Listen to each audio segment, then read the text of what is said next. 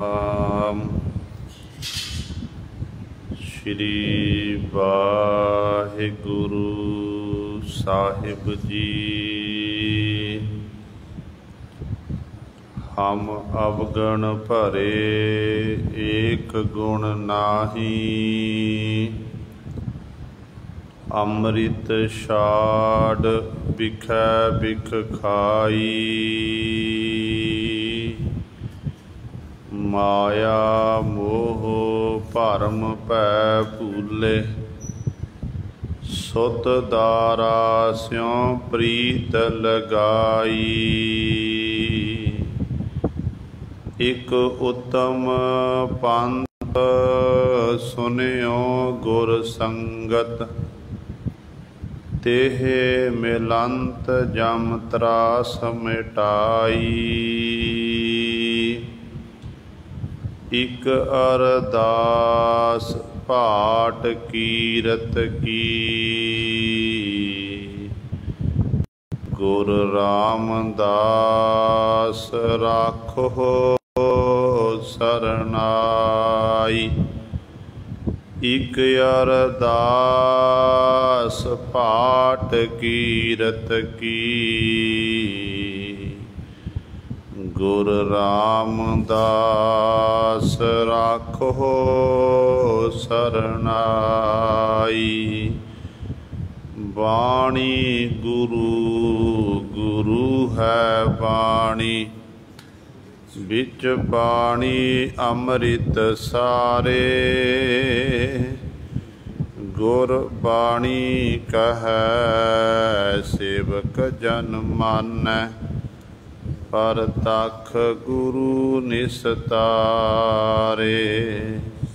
सो कहो टल गुर सेवियै, अहनिस सहज सुभाए। दर्शन परसै गुरु कै, जन्म मरण दुख जाए। होवै सिफत खसामदी, नूर अरसो कुरसो झटिया। तुद डिठे सच्चे पातशाह, सिर साहांदै साहो। जिस पास बैठिया सोहीए, सबना दा बेसाहो। सतनाम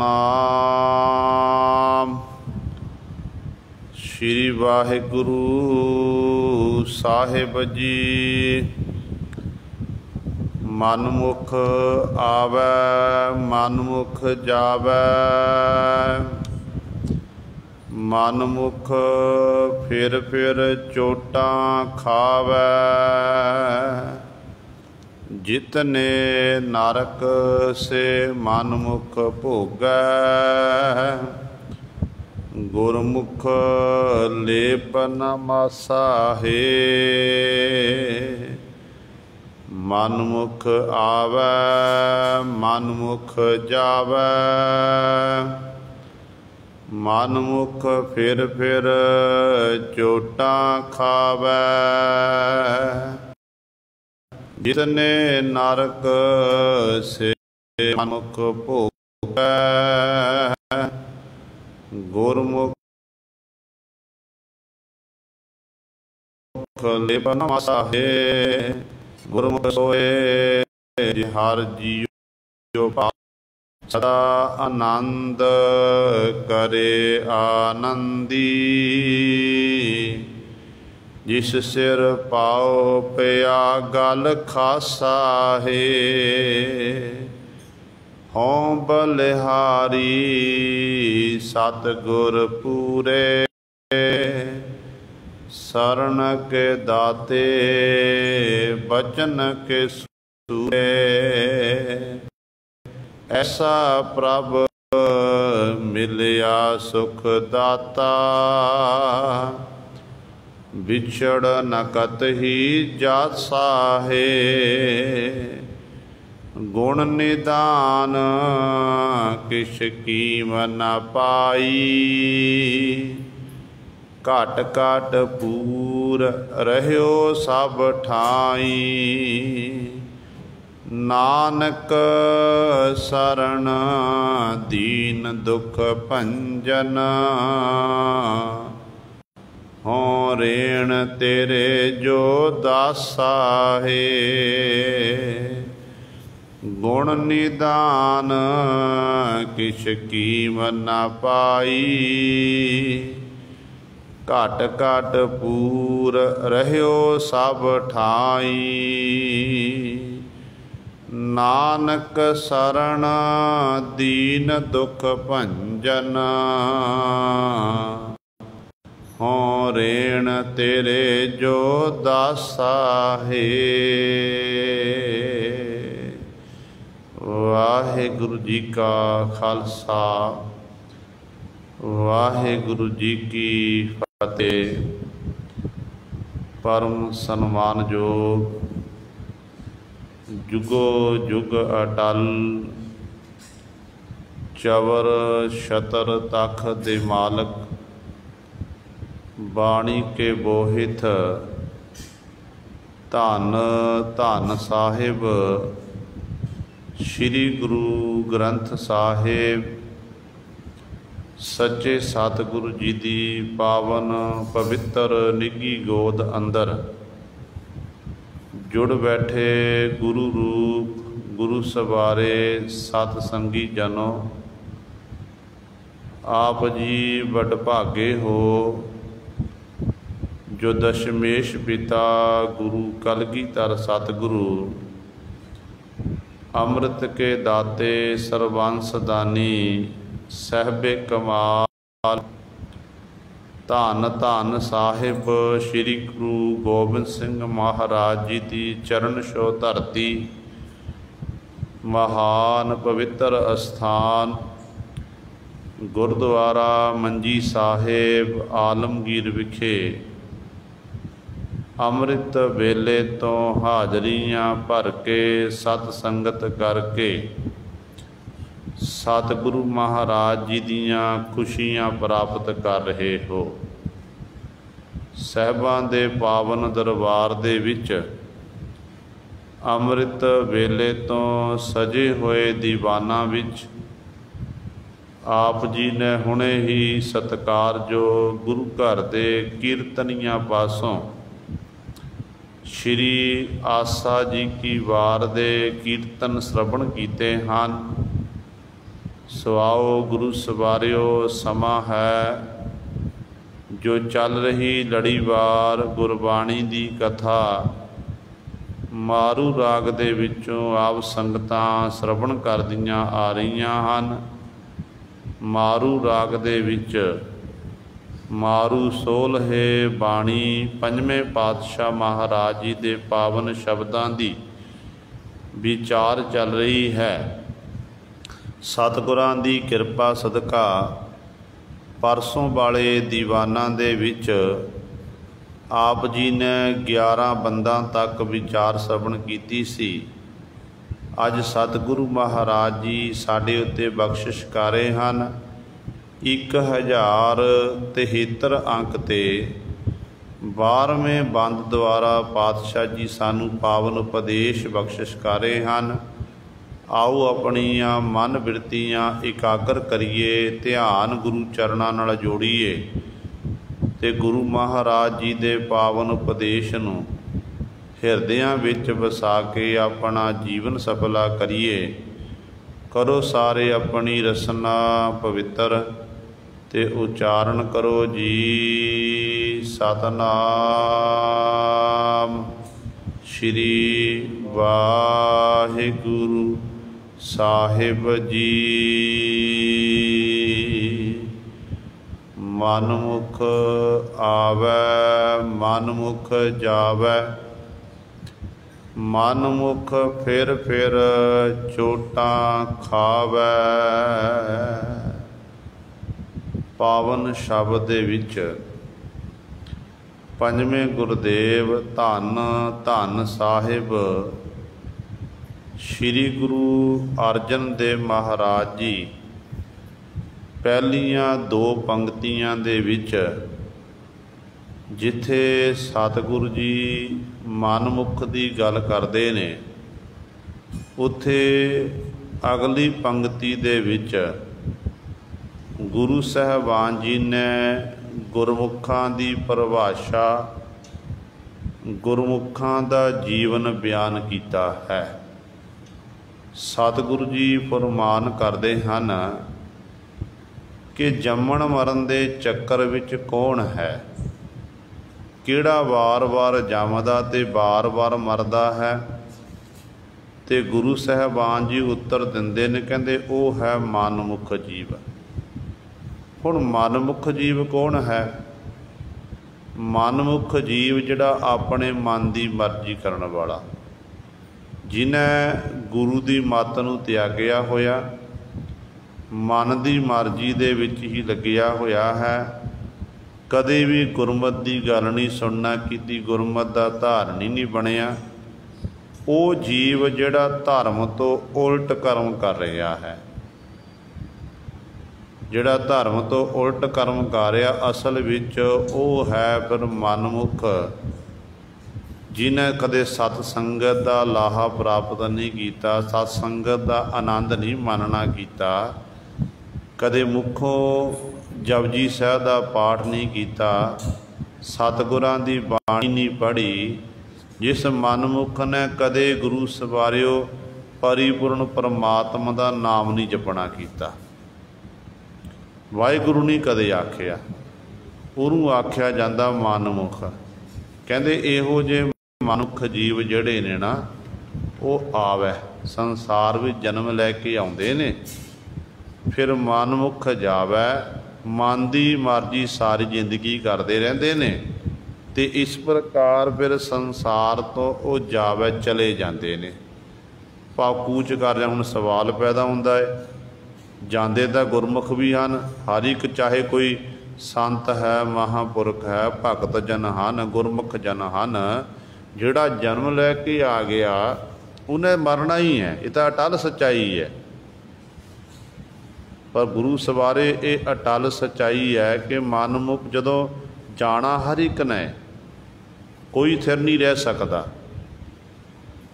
पर जिहड़े गुरमुख होंदे हन, संत भगत गुरमुख प्यारे, उन्होंने लोक मरण तो बाद भी चेते करते हैं, वो अमिट ज़्यादा संसार में छड़ जाते हैं। जदों कोई मनमुख जीव जाता ना संसार तो, जिन्हें सारी जिंदगी माड़े कर्म किए होंदे ने, जिहदे करके सारे महल्ले दे पिंड दे लोग जां शहर दे लोग दुखी होंदे ने, वो जदों मनमुख जीव की मौत होंदी है ना, तो दुनिया के लोग पता की कहते ने, लोकाचारी वखरी गल है कि संस्कार ते भी जाते ने, भोग ते भी जाते हैं, अंतिम क्रिया सारी निभाते ने, पर आपस में गल्लां बातां करदे कि चंगा होया चलिया गया। इस भैड़े मनुख ने कदे संसार विच आके कदे भी अपनी जिंदगी कोई चंगा काम नहीं किया। इस तरह उस मनमुख नूं मरण तो बाद भी लाणतां ही पैंदियां ने। ते सतगुरु कहंदे आके जन्म लैके आया ते मर के चलिया गया।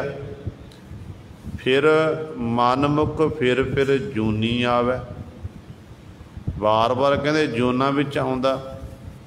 हुण जूना किहड़ियां, एक ही अज गुरमुख अज जिहड़ा मनुखा जन्म मिले कि अगला जन्म भी मनुखा जन्म मिल जाएगा। ते सतगुरु कहंदे नहीं, 84 का भ्रमण, 84 का गेड़, 84 लाख जूना मनिया गई गुरबाणी मुताबक।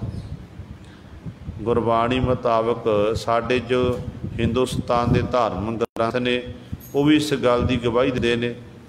तो सतगुरु जी ने कहा 184 जोन उपाई मान को प्रभ दी वडियाई। 84 लाख जूना पैदा करके उन्हां विच एक जून है मनुखा दे ही। मनुख नूं परमात्मा ने वडियाई दिती है कि मनुख नूं वडियाई क्यों देना कीती है कि जिहो जिहा गुरु साहबान परमेश्वर ने निर्गुण तो सरगुण स्वरूप धारण किया ना, उही सरगुण स्वरूप दे विच ਉਹ ਮਨੁੱਖਾਂ ਜੈਸਾ ਸਰੀਰ ਧਾਰਨ ਕੀਤਾ ਤੇ ਮਨੁੱਖ ਨੂੰ ਸੋਚਣ ਤੇ ਸਮਝਣ ਦੀ ਸ਼ਕਤੀ ਬਖਸ਼ਿਸ਼ ਕੀਤੀ ਪਰਮਾਤਮਾ ਨੇ। ਮਨੁੱਖ ਨੂੰ ਪਰਿਪੂਰਨ ਪਰਮਾਤਮਾ ਨੇ ਅਕਲ ਬਖਸ਼ਣਾ ਕੀਤੀ ਹੈ।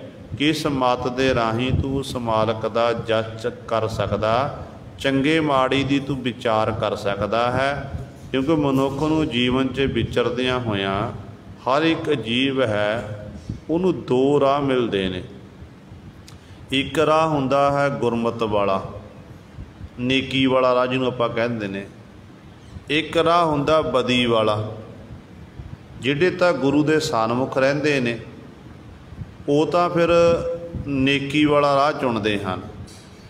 ਨੇਕੀ ਦੇ ਰਾਹ 'ਤੇ ਚੱਲਣਾ, ਗੁਰੂ ਗੁਰੂ ਜਪਣਾ ਤੇ ਸੱਚ ਨਹੀਂ ਤਿਆਗਦੇ। ਉਹ ਜਿਹੜੇ ਮਨਮੁਖ ਨੇ, ਮਨਮੁਖ ਕਦੇ ਵੀ ਇਸ ਨੇਕੀ ਵਾਲੇ ਰਾਹ 'ਤੇ ਨਹੀਂ ਜਾ, ਉਹ ਬਦੀ ਵਾਲਾ ਰਸਤਾ ਹੀ ਉਹ ਇਸਤੇਮਾਲ ਕਰਦੇ ਹਨ। ਉਹਨਾਂ ਨੂੰ ਮਾੜੇ ਕੰਮ ਹੀ ਚੰਗੇ ਲੱਗਦੇ ਨੇ। ਸਾਰੀ ਜ਼ਿੰਦਗੀ ਮਾੜੇ ਕਰਮ ਹੀ ਕਰਦੇ ਰਹਿੰਦੇ ਨੇ। ਕਦੇ ਉਹ ਗੁਰੂ ਕੀ ਸੰਗਤ ਵਿੱਚ ਨਹੀਂ ਆਏ, ਕਦੇ ਲੋਕ ਭਲਾਈ ਦੇ ਕੰਮ ਨਹੀਂ ਕੀਤੇ, ਧਰਮ ਤੋਂ ਉਲਟੇ ਕਰਮ ਕਰਦੇ ਰਹੇ। ਜੋ ਸਮਾਂ ਆ ਗਿਆ ਸੰਸਾਰ ਤੋਂ ਜਾਣ ਦਾ, ਫਿਰ ਉਦੋਂ ਗੁਰੂ ਸਵਾਰੇ ਮਾਲਕ ਦੀ ਦਰਗਾਹ ਵਿਖੇ ਲੇਖਾ ਜੋਖਾ ਹੁੰਦਾ ਹੈ। ਅੰਤ ਵੇਲੇ ਫਿਰ ਜੀਵ ਪਛਤਾਪ ਕਰਦਾ ਹੈ। ਫਿਰ ਉਦੋਂ ਜੀਵ ਦੇ ਵੱਸ ਦੀ ਗੱਲ ਨਹੀਂ ਹੁੰਦੀ ਆ, ਉਹ ਸਮਾਂ ਲੰਘ ਚੁੱਕਾ ਹੁੰਦਾ ਹੈ। ਉਹ ਸਮਾਂ ਫਿਰ ਦੁਬਾਰਾ ਹੱਥ ਵਿੱਚ ਨਹੀਂ ਆਉਂਦਾ। ਤਾਈਓ ਬਾਬਾ ਫਰੀਦ ਸਾਹਿਬਾਨ ਜੀ ਕਹਿੰਦੇ ਨੇ, ਫਰੀਦਾ ਜੇ ਤੂੰ ਅਕਲ ਲਥੀਪ, ਕਾਲੇ ਲਿਖ ਨਾ ਲੇਖ, ਆਪਨੜੇ ਗਿਰਵਾਨ ਮਹਿ ਸਿਰ ਨੀਵਾ ਕਰ ਦੇਖ। ਕਹਿੰਦੇ ਵਾਕਈ ਜੇ ਤੂੰ ਚੰਗੀ ਅਕਲ ਵਾਲਾ, ਸ਼੍ਰੇਸ਼ਟ ਅਕਲ ਵਾਲਾ ਏ, ਕਹਿੰਦੇ ਕਾਲੇ ਲੇਖ ਨਾ ਲਿਖਣਾ ਕਰ। ਕਾਲੇ ਲੇਖ ਕਿਹੜੇ ਨੇ? ਜਿਹੜੇ ਧਰਮ ਤੋਂ ਉਲਟ ਕਰਮ ਕਰਨੇ, ਇਹਨੂੰ ਕਹਿੰਦੇ ਨੇ ਕਾਲੇ ਲੇਖ। ਤੇ ਇਸ ਤਰ੍ਹਾਂ ਫਿਰ ਸਾਰੀ ਜ਼ਿੰਦਗੀ ਕਾਲੇ ਲੇਖ ਹੀ ਜੀਵ ਲਿਖਦਾ ਰਹਿੰਦਾ ਹੈ। ਸਾਰੀ ਜ਼ਿੰਦਗੀ ਉਲਟ ਕਰਮ ਕਰਦਾ ਹੈ, ਜਿਸ ਕਰਕੇ ਹਾਲਤ ਇਹੋ ਜਿਹੀ ਹੋ ਜਾਂਦੀ ਹੈ। ਕਹਿੰਦੇ ਫਿਰ ਚੋਟਾਂ ਖਾਵੇ, ਫਿਰ ਜਨਮ ਲੈਂਦਾ, ਫਿਰ ਜਮਾਂ ਦੀਆਂ ਚੋਟਾਂ ਖਾਂਦਾ। ਇਸ ਤਰ੍ਹਾਂ ਸਾਰੀ ਜ਼ਿੰਦਗੀ 84 ਦੀ ਭਟਕਣਾ ਵਿੱਚ ਹੀ ਲੱਗਿਆ ਰਹਿੰਦਾ ਹੈ। ਜਿਤਨੇ ਨਰਕ ਸੇ ਮਨ ਮੁਖ ਭੋਗੈ, ਗੁਰਮੁਖ ਲੇਪ ਨਾ ਮਾਸਾ ਹੈ। ਜਿਤਨੇ ਵੀ ਨਰਕ ਨੇ, ਜਿੰਨੇ ਪਰਮਾਤਮਾ ਦੇ ਬਣਾਏ ਹੋਏ ਨਰਕ ਹਨ, ਉਹ ਨਰਕ ਸਾਰੇ ਹੀ ਮਨਮੁਖ ਜੀਵ ਭੋਗਦਾ ਹੈ। ਮਨਮੁਖ ਜੀਵ ਨੂੰ ਭੋਗਣੇ ਪੈਂਦੇ ਨੇ, ਕਿਉਂਕਿ ਚੰਗਾ ਕੰਮ ਨਹੀਂ ਕੀਤਾ। ਤੇ ਕਹਿੰਦੇ ਇਸ ਤਰ੍ਹਾਂ ਬਾਰ-ਬਾਰ ਉਹ ਕਦੇ ਕੀੜਾ ਮਕੌੜਾ ਬਣ ਗਿਆ, ਸੱਪ ਬਣ ਗਿਆ, ਠੂੰਹਾ ਬਣ ਗਿਆ, ਕਦੇ ਕੁਝ ਬਣ ਗਿਆ। ਇੰਜ 84 ਲੱਖ ਜੂਨਾਂ ਦੇ ਵਿੱਚ ਹੀ ਸਾਰੀ ਜ਼ਿੰਦਗੀ ਭਟਕਦਾ ਰਹਿੰਦਾ ਹੈ। ਤੇ ਗੁਰੂ ਪਾਤਸ਼ਾਹ ਕਹਿੰਦੇ ਨੇ ਵੀ ਇਹਦੇ ਉਲਟ ਜਿਹੜੇ ਗੁਰਮੁਖ ਹਨ, ਕਿ ਗੁਰਮੁਖ ਬਿਨਾਂ ਵੀ ਗੁਰਮੁਖਾਂ ਨੂੰ ਇਸ ਨਰਕਾਂ ਦਾ ਸਾਹਮਣਾ ਕਰਨਾ ਪੈਂਦਾ ਹੈ। ਉਹ ਵੀ ਨਰਕ ਭੋਗਦੇ ਨੇ। ਤੇ ਸਤਿਗੁਰੂ ਕਹਿੰਦੇ ਨਹੀਂ ਭਾਈ, ਗੁਰਮੁਖ ਦੀਆਂ ਗੁਰੂ ਦੇ ਸਨਮੁਖ ਹੁੰਦੇ ਨੇ। ਗੁਰਮੁਖਾਂ 'ਤੇ ਗੁਰੂ ਦੀ ਕਿਰਪਾ ਹੁੰਦੀ ਹੈ। ਗੁਰਮੁਖ ਲੇਪ ਨਾ ਮਾਸਾ ਹੈ। ਗੁਰਮੁਖ ਲੇਪ ਮਾਤਰ ਵੀ ਕਹਿੰਦੇ ਜਿਹੜਾ ਇਹ ਨਰਕ ਪੋ ਨਹੀਂ ਸਕਦੇ। ਪਹਿਲੀ ਗੱਲ ਤਾਂ ਨਰਕਾਂ ਵਾਲੀ ਥਾਂ 'ਤੇ ਗੁਰਮੁਖ ਜਾਂਦੇ ਹੀ ਨਹੀਂ ਹਨ। ਜੇ ਚਲੇ ਜਾਣ ਤੇ ਉੱਥੇ ਜਾ ਕੇ ਕਈਆਂ ਦਾ ਉਧਾਰ ਕਰ ਦਿੰਦੇ ਨੇ, ਕਈਆਂ ਦਾ ਪਾਰ ਉਤਾਰਾ ਕਰ ਦਿੰਦੇ ਨੇ। ਇਸ ਕਰਕੇ ਗੁਰਮੁਖ ਜਨਾਂ ਦੇ ਨਰਕ ਨੇੜੇ ਨਹੀਂ ਆਉਂਦੇ ਹਨ। ਗੁਰਮੁਖ ਸੋਏ ਜੇ ਹਰ ਜੀਉ ਭਾਇਆ, ਤਿਸ ਕੌਣ ਮਿਟਾਵੈ ਜੇ ਪ੍ਰਭ ਪਹਿਰਾਇਆ। ਫਿਰ ਅਗਲਾ ਸਵਾਲ ਕਰ ਦਿੱਤਾ ਗੁਰੂ ਅਰਜਨ ਦੇਵ ਮਹਾਰਾਜ ਕਿ ਸਤਿਗੁਰੂ ਕੌਣ ਹੈ? ਗੁਰਮੁਖ ਕਿਹੜਾ ਹੈ? ਆਪ ਜੀ ਨੇ ਗੁਰਮੁਖ ਦੀ ਗੱਲ ਕੀਤੀ ਹੈ। ਗੁਰਮੁਖ ਹੈ ਕੌਣ ਹੈ? ਕਹਿੰਦੇ ਗੁਰਮੁਖ ਉਹ ਬਣਦਾ ਜਿਹੜੇ ਹਰ ਜੀਉ ਭਾਇਆ। ਗੁਰਮੁਖ ਜਿਹੜਾ ਗੁਰੂ ਦੀ ਸਿੱਖਿਆ ਅਨੁਸਾਰ ਚੱਲਣ ਵਾਲਾ, ਜਿਹਦੇ ਬਾਬਤ ਆਪਾਂ ਰੋਜ਼ਾਨਾ ਪੜ੍ਹਦੇ ਹਾਂ, ਗੁਰਮੁਖ ਨਾਦੰ ਗੁਰਮੁਖ ਰਹਿਆ ਸਮਾਈ। ਤੇ ਉਹ ਗੁਰਮੁਖ ਜਿਹੜਾ ਕਦੇ ਵੀ ਧਰਮ ਤੋਂ ਉਲਟ ਕਰਮ ਨਹੀਂ ਕਰਦਾ, ਜਿਹੜਾ ਗੁਰੂ ਦੀ ਸਿੱਖਿਆ ਅਨੁਸਾਰ ਹੀ ਆਪਣੇ ਜੀਵਨ ਨੂੰ ਬਤੀਤ ਕਰਦਾ ਹੈ। ਜਿਵੇਂ ਗੁਰਬਾਣੀ ਵਿੱਚ ਪਾਤਸ਼ਾਹ ਨੇ ਬਚਨ ਕੀਤੇ ਨੇ ਕਿ ਸਿੱਖੀ ਸਿੱਖਿਆ ਗੁਰ ਵਿਚਾਰ ਨਦਰੀ ਕਰਮ ਲੰਘਾਏ। ਗੁਰੂ ਦੀ ਸਿੱਖਿਆ ਅਨੁਸਾਰ ਆਪਣੇ ਜੀਵਨ ਨੂੰ ਬਤੀਤ ਕਰਨ ਵਾਲਾ ਗੁਰਮੁਖ ਹੈ। ਤੇ ਗੁਰਮੁਖ ਕਹਾਣਾ ਸੌਖਾ ਤੇ ਗੁਰਮੁਖ ਬਣਨਾ ਬੜਾ ਔਖਾ। ਗੁਰੂ ਸਵਾਰਿਓ, ਗੁਰੂ ਕਿਰਪਾ ਕਰਦ। ਪਹਿਲੀ ਗੱਲ ਤਾਂ ਇਹ ਹੈ, ਗੁਰੂ ਦੀ ਸੰਗਤ ਵਿੱਚ ਆਉਣਾ, ਗੁਰੂ ਦੇ ਚਰਨਾਂ ਵਿੱਚ ਜੁੜਨਾ, ਇਹ ਬੜੇ ਭਾਗਾਂ ਦੀ ਨਿਸ਼ਾਨੀ ਹੈ। ਜਿਵੇਂ ਗੁਰਬਾਣੀ ਦਾ ਫਰਮਾਨ ਹੈ ਨਾ ਕਿ ਦਰਸ਼ਨ ਕੋ ਲੋਚੈ ਸਭ ਕੋਈ, ਪੂਰਾ ਭਾਗ ਪ੍ਰਾਪਤ ਹੋਈ। ਤੇ ਵੱਡਿਆਂ ਭਾਗਾਂ ਦੇ ਨਾਲ ਹੀ ਕਹਿੰਦੇ ਫਿਰ ਗੁਰੂ ਦੇ ਦਰਸ਼ਨ ਪ੍ਰਾਪਤ ਹੁੰਦੇ ਹਨ। ਪਰ ਕਹਿੰਦੇ ਜਿਹਦੇ ਵਿੱਚ ਵੱਡ ਪੁਣਾ ਭੱਗ ਜਾਂਦਾ ਨਾ, ਖਤਮ ਹੋ ਜਾ ਅਹੰਕਾਰ, ਮੈਂ ਪੁਣਾ ਮੁੱਕ ਜਾਂਦਾ ਹੈ, ਉਹਨੂੰ ਅਸਲ ਵਿੱਚ ਗੁਰੂ ਦੇ ਦੀਦਾਰ, ਗੁਰੂ ਦੇ ਦਰਸ਼ਨ ਹੁੰਦੇ ਹਨ। ਇਸੇ ਪ੍ਰਕਾਰ ਹੀ ਤੇ ਸਤਿਗੁਰੂ ਮਹਾਰਾਜ ਕਹਿੰਦੇ ਨੇ ਜਿਹੜਾ ਗੁਰਮੁਖ ਹੈ, ਗੁਰਮੁਖ ਉਹ ਹੈ ਜਿਹੜਾ ਹਰੀ ਪਰਮਾਤਮਾ ਨੂੰ ਭਾਇਆ, ਭਾ ਗਿਆ, ਚੰਗਾ ਲੱਗਿਆ, ਹਰੀ ਨੂੰ ਚੰਗਾ ਲੱਗਿਆ, ਉਹ ਗੁਰਮੁਖ ਹੈ। ਕਹਿੰਦੇ ਫਿਰ ਤਿਸ ਕੌਣ ਮਿਟਾਵੈ ਜੇ ਪ੍ਰਭ ਪਹਿਰਾਇਆ। ਹੁਣ ਗੁਰਮੁਖ ਦਾ ਜਸ, ਗੁਰਮੁਖ ਦੀ ਵਡਿਆਈ ਸਾਰੀਆਂ ਥਾਵਾਂ 'ਤੇ ਹੁੰਦੀ ਹੈ। ਗੁਰਮੁਖ ਨਹੀਂ ਕਹਿੰਦਾ ਕਿ ਮੇਰੀ ਵਡਿਆਈ ਕਰੋ, ਮੇਰਾ ਜਸ ਕਰੋ। ਉਹ ਕਹਿੰਦਾ ਨਿਰੰਕਾਰ ਦਾ, ਮੇਰੇ ਗੁਰੂ ਦਾ ਜਸ ਕਰੋ, ਗੁਰੂ ਦੀ ਵਡਿਆਈ ਕਰੋ। ਦੁਨੀਆ ਦੇ ਲੋਕ ਉਹਦੇ ਵਿੱਚ ਗੁਣ ਦੇਖ ਕੇ ਉਹਨੂੰ ਮਾਣ ਸਨਮਾਨ ਦੇਣ ਲੱਗ ਪੈਂਦੇ ਨੇ ਕਿ ਇਹ ਗੁਰਮੁਖ ਹੈ। ਗੁਰਮੁਖ ਦਾ ਸੁਭਾਅ ਦੇਖ ਕੇ ਉਹਨੂੰ ਸਨਮਾਨ ਮਿਲਦਾ ਹੈ।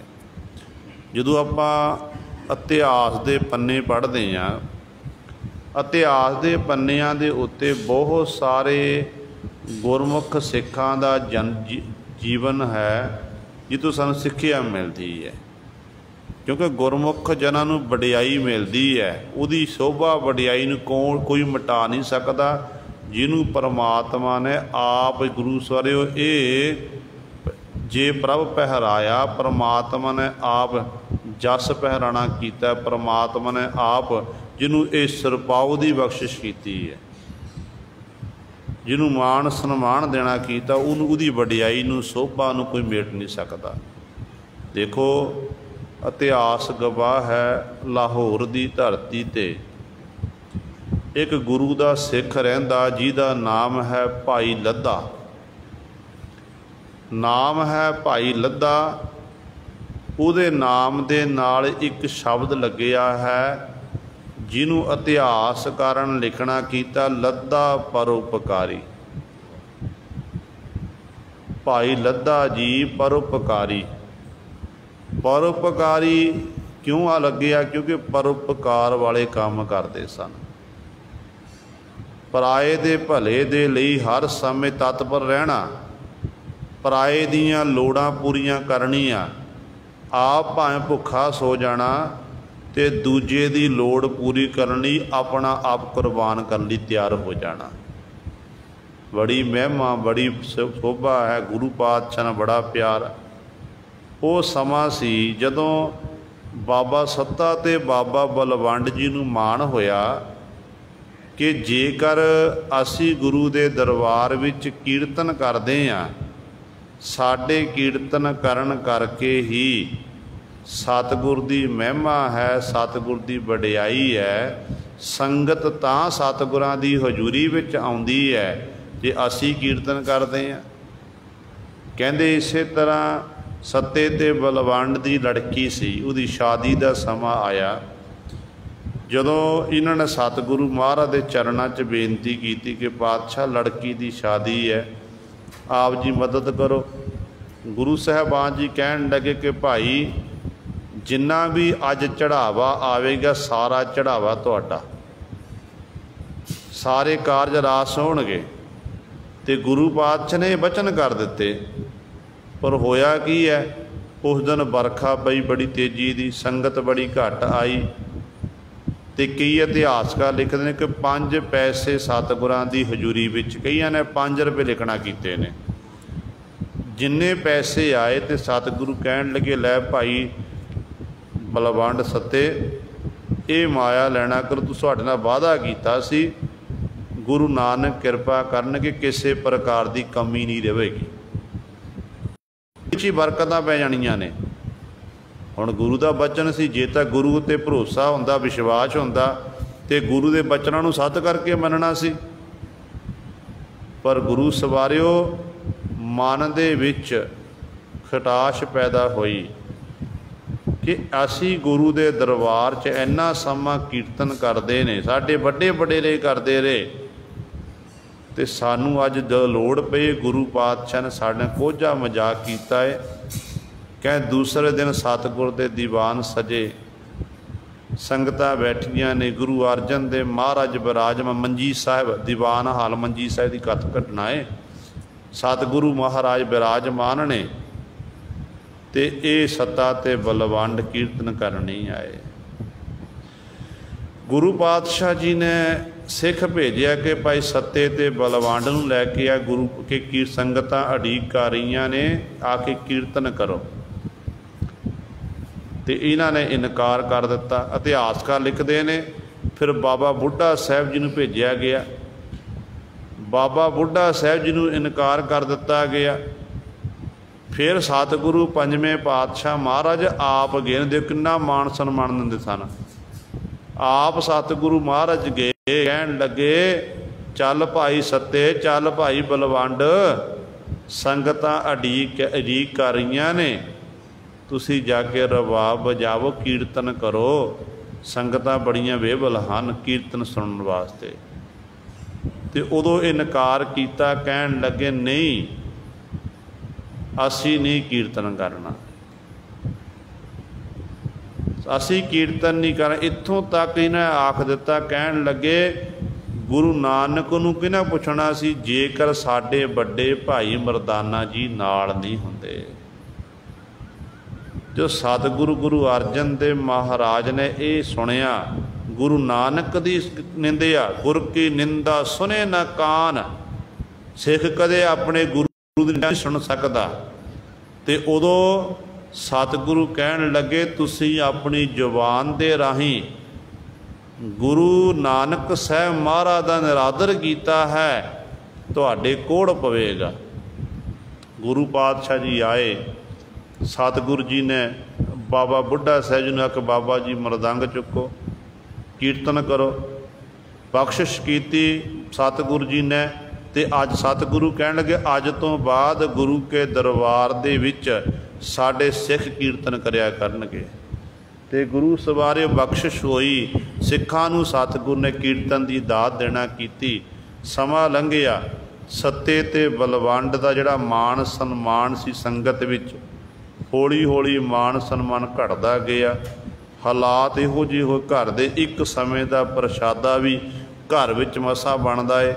ਦੂਜਾ ਜਿਹੜਾ ਉਤੋਂ ਇਹ ਕੋੜ ਦਾ ਰੋਗ ਉਤਪੰਨ ਹੋ ਗਿਆ, ਹਾਏ ਹਾਏ ਕਰ ਰਹੇ ਨੇ। ਇੱਥੋਂ ਤੱਕ ਪਾਤਸ਼ਾਹ ਨੇ ਵਚਨ ਕਰ ਦਿੱਤੇ ਸਨ, ਜਿਹੜਾ ਸੱਤੇ ਤੇ ਬਲਵੰਡ ਦੀ ਸਾਡੇ ਕੋਲ ਸਿਫਾਰਿਸ਼ ਕਰੇਗਾ, ਉਹਦਾ ਪਰਲੋਕ 'ਚ ਮੂੰਹ ਕਾਲਾ ਕੀਤਾ ਜਾਵੇਗਾ, ਉਹਨੂੰ ਜਮਾਂ ਦੀ ਮਾਰ ਪਵੇਗੀ।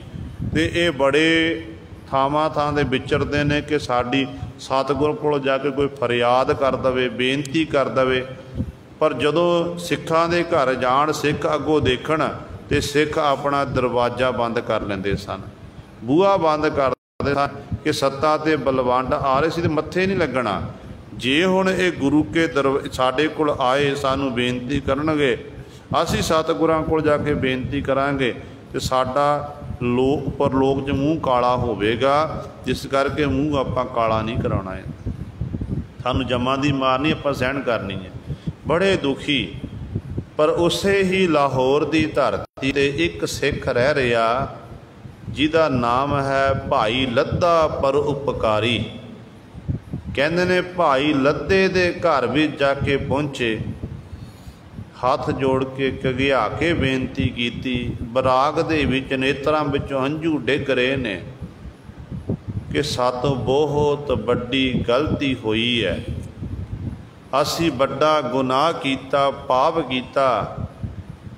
जदों तक असी गुरु नानक दे घर दे नाल जुड़े रहे, सानू संसार दे विच माण मिलदा रहा, सन्मान मिलदा रहा। साडे घर 36 प्रकार दे पकवान सन, धन संपदा दी कमी नहीं सी। पर जदों दा नाता गुरु नानक दे घर नाल टुटिया ना, उदों दी साडी हालत अज तरसयोग हो गई है। अज असी एक समय दे प्रशादा बनाउण लई भी बड़े मुहताज हाँ। उत्तों दा ये गुरु दा बचन होया कि कोढ़ दा रोग साडे ते सानू लग गया है। आप जी कृपा करके साडी गुरु पातशाह चरणां 'च बेनती करो। हुण सिख दा जिहड़ा हिरदा है, सिख दे हिरदे जिहो जी परोपकार गुरु साहिबान दा है सुभाअ है, उहो जिहा सुभाअ सिख दा बन जाता है। सिख दे अंदर परोपकार पैदा होया कि नहीं, कोई गल नहीं, मनुख तो गलतियां हुंदियां ने। जे मनुख गलती करता है तो अपने गुनाहां नूं बख्शाण वास्ते गुरु की हजूरी विच आ जावे, दोनों हाथ जोड़ के बेनती कर दवे तो सतगुरु जी पिछले औगण बख्श ले, प्रभ आगे मार्ग पावै। अगे सतगुरु श्रेष्ठ मार्ग ते श्रेष्ठ रस्ते ते पा दिंदे ने। ते गुरु कृपा करे।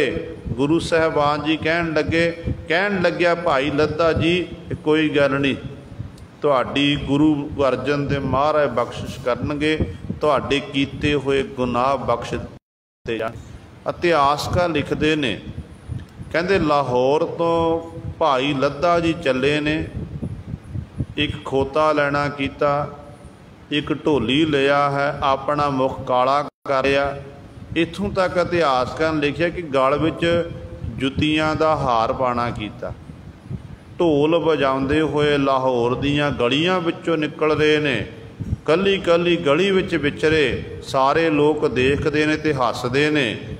ते भाई लद्दा जी अमृतसर की धरती ते पहुँचे, जिथे पंजवें पातशाह महाराज दीवान सजे ने। दीवान मंजी साहब हाल दे विच कहते सतगुरु महाराज विराजमान ने।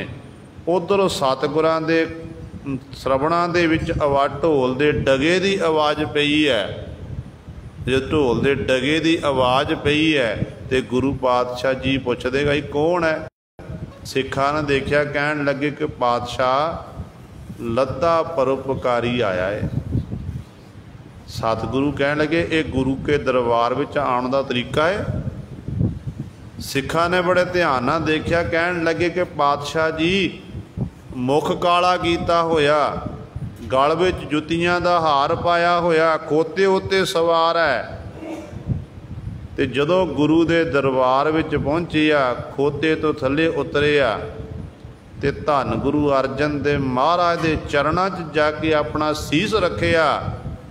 ते सतगुरु गुरु अर्जन देव महाराज पुछदे, कहन लगे भाई लद्दिया ये की कर रहा।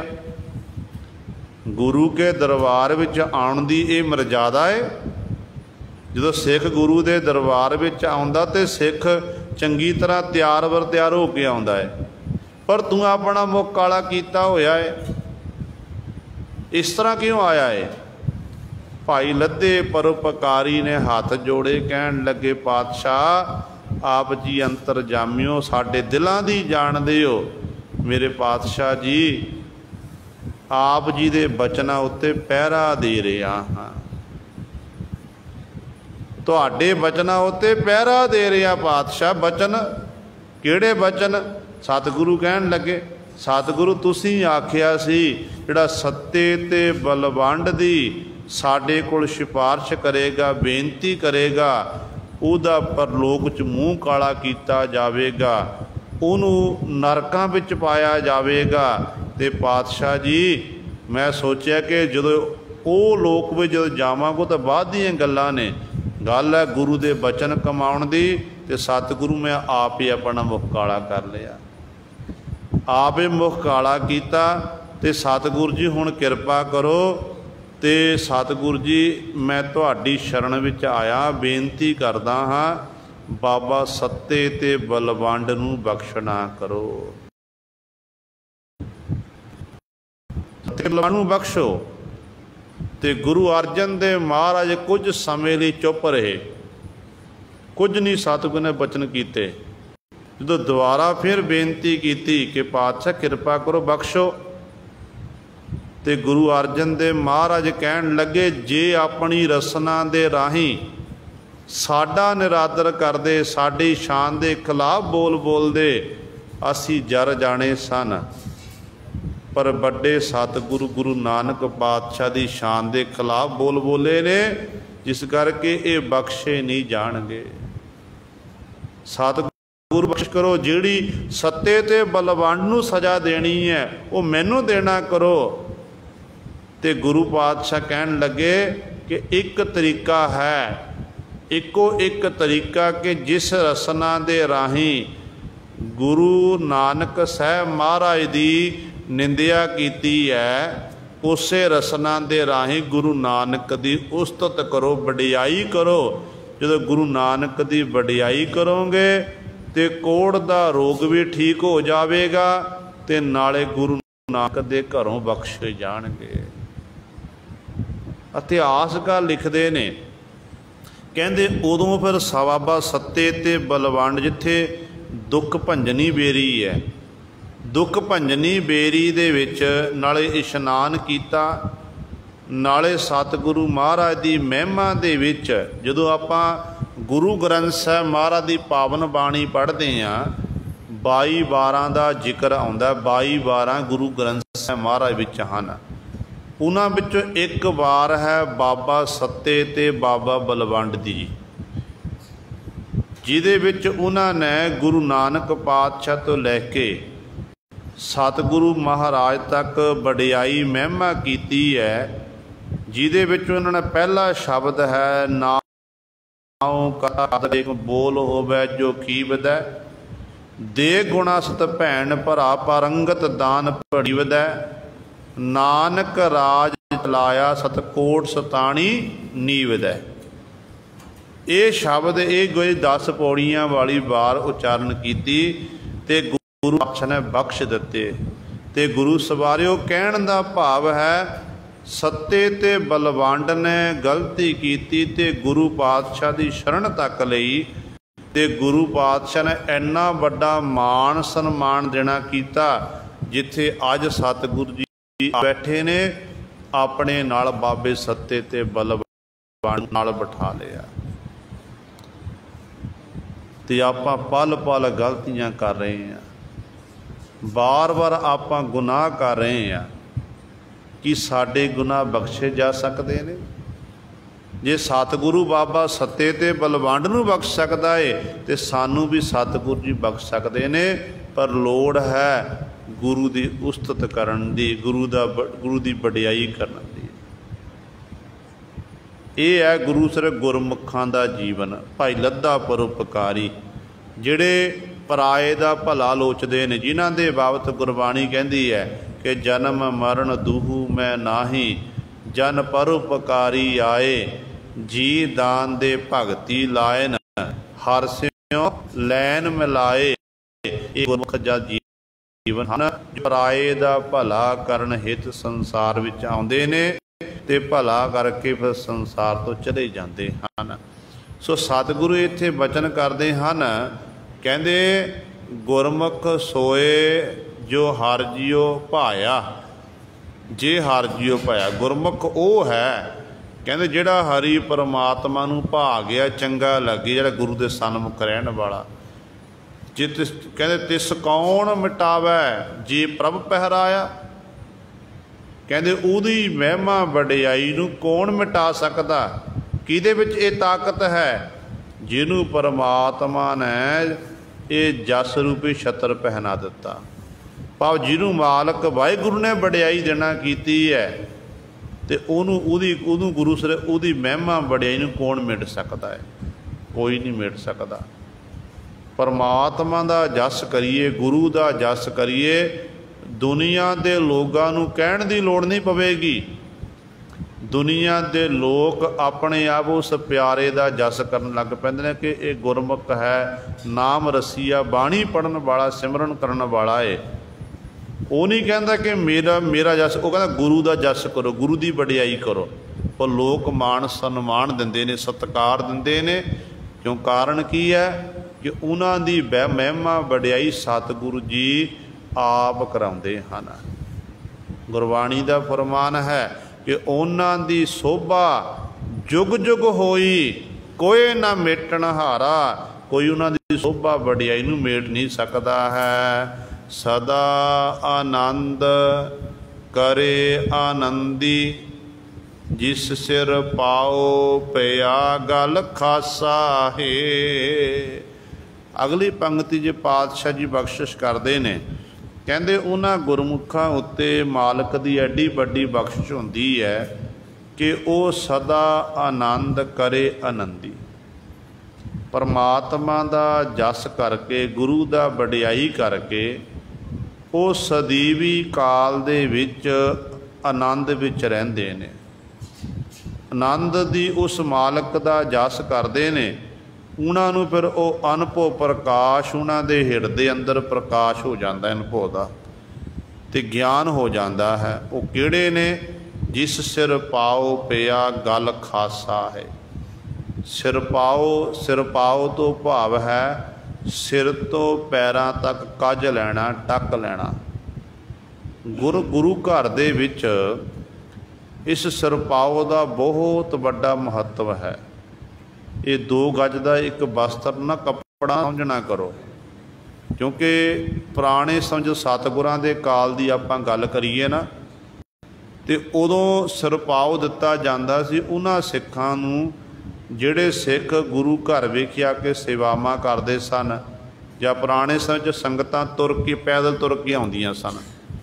ਇੱਕ ਮੁਖੀ ਸਿੱਖ ਹੁੰਦਾ ਸੀ, ਉਹਨਾਂ ਸੰਗਤ ਲੈ ਕੇ ਜਾਣੀ, ਕਾਰਗ੍ਰਾਹੀ ਸੰਗਤ ਦੀ ਇਕੱਤਰ ਕਰਕੇ ਇੱਕ ਥਾਂ 'ਤੇ ਸਤਿਗੁਰਾਂ ਦੇ ਚਰਨਾਂ 'ਚ ਅਰਪਣ ਕਰ ਦੇਣੀ ਕਿ ਫਲਾਣੇ ਪਿੰਡ ਤੋਂ, ਫਲਾਣੇ ਨਗਰ ਤੋਂ ਇਹ ਭੇਟਾ ਆਈ ਹੈ। ਫਿਰ ਉਹਨਾਂ ਨੇ ਗੁਰੂ ਘਰ ਵੇਖ ਕੇ ਸੇਵਾਵਾਂ ਕਰਨੀ। ਕਿਸੇ ਨੇ 10 ਦਿਨ, 15 ਦਿਨ, 20 ਦਿਨ ਰਹਿਣਾ।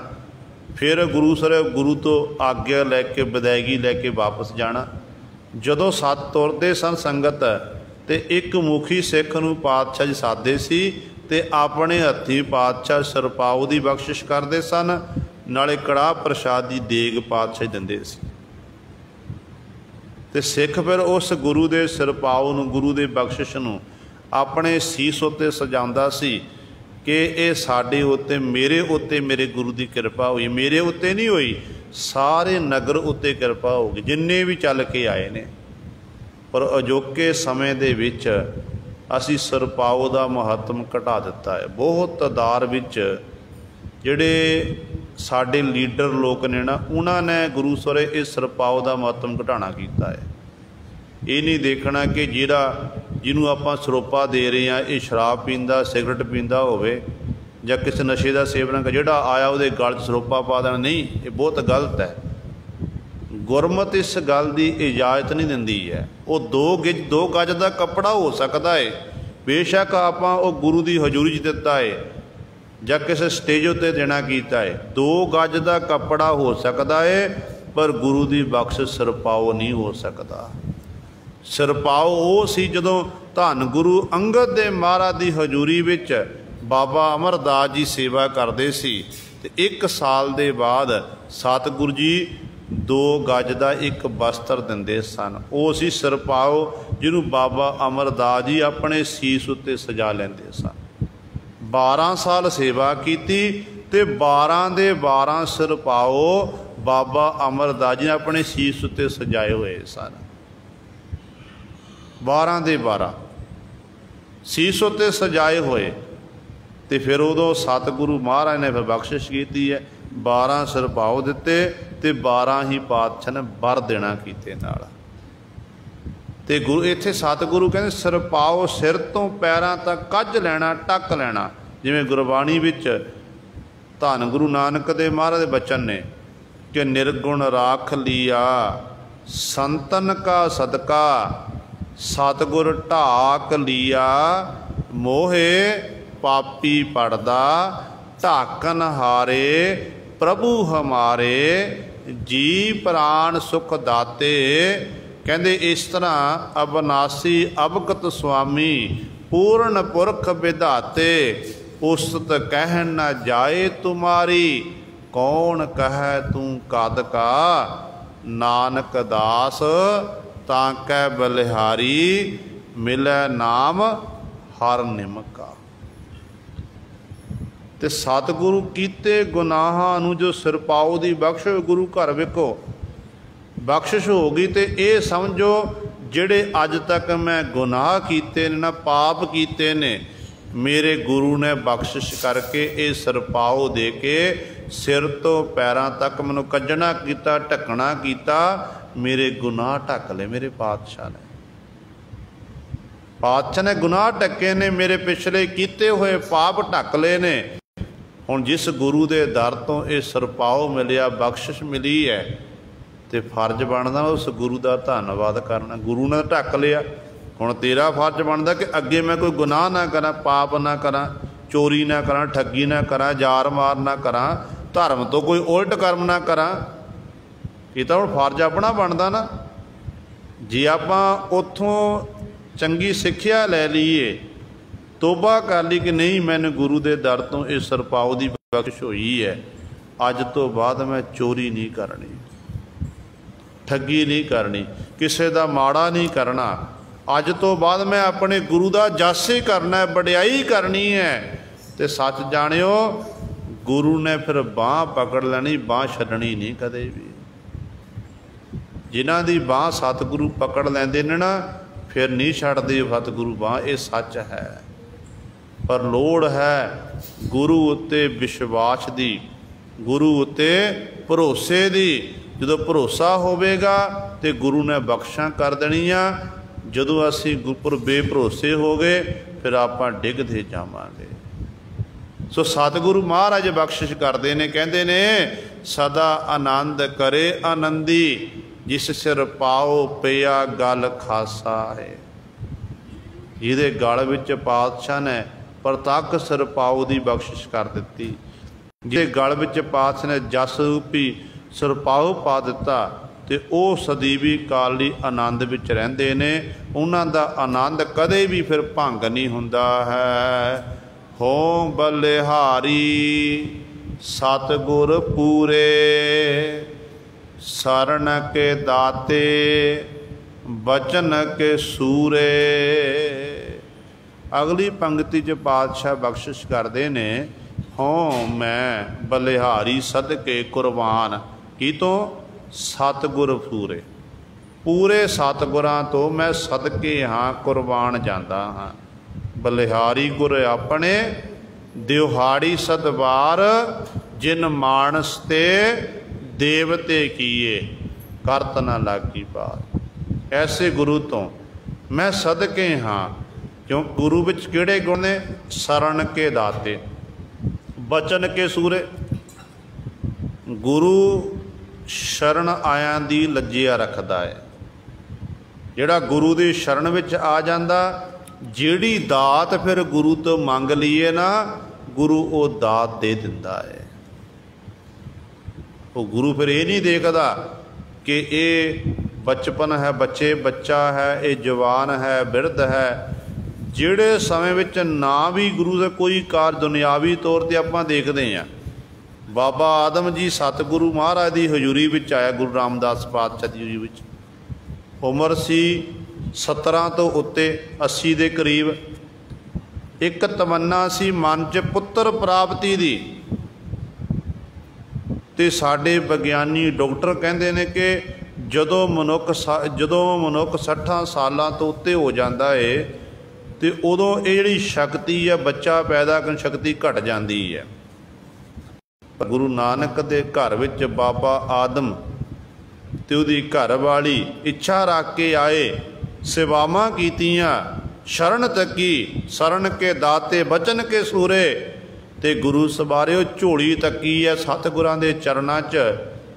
ते गुरु पातशाह ने बख्शिश कर दी। कहन लगे जो मंग की ना, सेवा तो प्रसन्न होए। पातशाह कहते मंग भाई की मंगदा?